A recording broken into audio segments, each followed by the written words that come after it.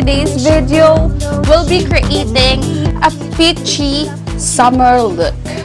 Kasi magsa-summer na tayo ngayon and gusto kong maging look for this season is yung parang peachy-peachy, coral type, mga ganyan. Yung parang sunset look lang. Pero ayun na nga. So, gagawa tayo ng peachy summer look for today. Before we start, make sure to subscribe on my channel, click the bell button para maging notified ka whenever I uploaded video. And if you're new here, welcome to my channel. Let's get into the video. To start off, I'm gonna use Detail Make It Pro for my eyebrows.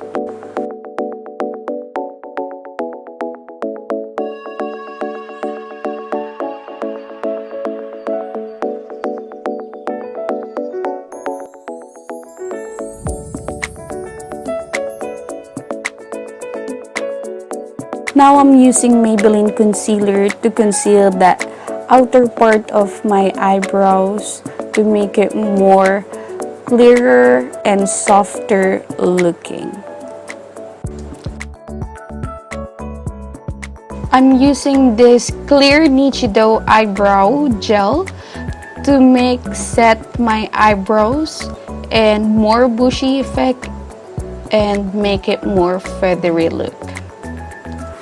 Now I'm using Saturn palette in Beauty Glaze and I'm gonna use the center eyeshadow, the peachy part of this eyeshadow, and I'm gonna use my ring finger to pack the color into my eyelids. After that, I'm gonna use this champagne color and I'm gonna put it on the upper part or the lower part of my eyes to make it more colorful and vibrant looking. Now I'm using dark orange on my upper crease area to make it more intensify and blend it out. Now I'm gonna use a fluffy brush to blend the crease part area and the center part of my eyelids to make it more soft and look. I'm just gonna put some on my eyes area to make it more pop up the color. I will be using this Novo sparkling glitter in the center of my eyelids to make my eyes more pop up color, and don't forget the other eyes to make it more even. Now we're gonna use the champagne color again for the tear ducts of my eyes, the golden muta, guys. Don't forget to make your eyes more bright and shining. Also use the glitter part under your eyes so to make it more balanced, the glitter effect looks. And then wipe out the excess glitter on your face so there will be no excess glitters when you're gonna apply some foundation. We're gonna tight line our eyes. This is from Maybelline Tattoo, and make sure you have your wing eyeliner, which is super thin, and wipe out the excess part of your eyeliner. Put some pulses on your eyes and make some mascara provided to make it more longer and more glamorous looking. I'm using Infallible 24 Hours Fresh with my kabuki brush to blend out the foundation on my face and to make my skin more fairer and smoother. I'm gonna use BTLA Trio and I'm gonna use the contour part to contour my face, the hollows of my face, my forehead, so it will gonna be more sculpted looking. Don't forget your nose part, especially my nose part here, to make it more beautiful and elongated looking.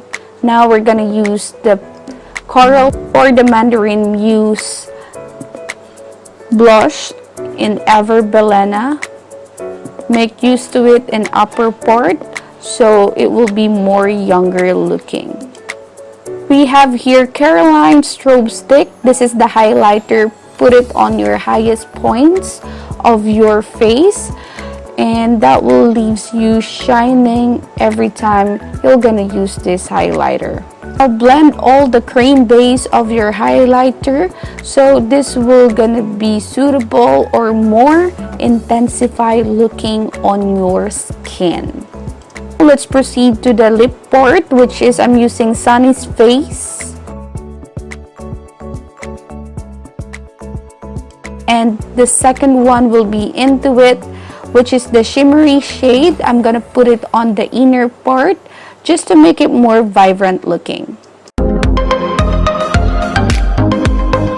Ito na yung finished product ng ating Peachy Summer Look. Ito ang aking na-create and it's super amazing. It's so peachy style but there's a glam inside of it. Like, naglagay ako ng mga glitters on my eyelid just to make it glam. Comment down below if you like this look and like this video, and also subscribe to my channel guys down there and click the bell button so you will gonna be notified whenever I uploaded videos on my YouTube channel. And don't forget, have a good one and I love you all.